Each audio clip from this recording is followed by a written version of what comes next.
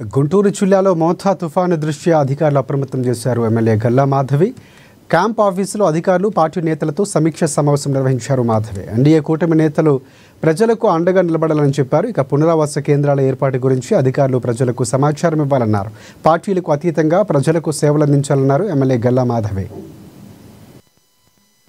తుఫాన్ నేపథ్యంలో ప్రజలందరూ కూడా అప్రమత్తంగా ఉండాలి అని చెప్పి కోరుకుంటూ ఉన్నాను. మరి పశ్చిమ నియోజకవర్గంలో కొన్ని ప్రాంతాలు ముప్పుకి గురయ్యే ప్రాంతాలు ఉన్నాయి. ఆ ప్రాంత వాసులందరికీ కూడా విజ్ఞప్తి చేస్తూ ఉన్నాను. సురక్షితమైన ప్రాంతాలకు మీరు ఇప్పుడే తరలి వెళ్ళాలి.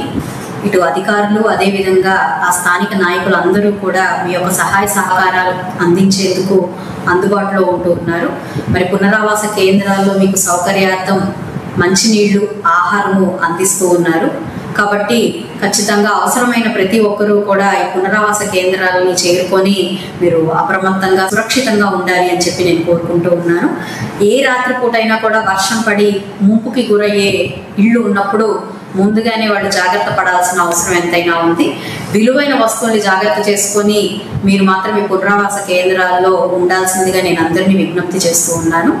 ఇలాంటి అత్యవసర పరిస్థితులు వచ్చినప్పుడు ఇటు అధికారులు అదేవిధంగా నాయకులు ప్రజలు అందరం కూడా కలిసికట్టుగా వీటిని ఎదుర్కొనే ప్రయత్నం చేయాలి.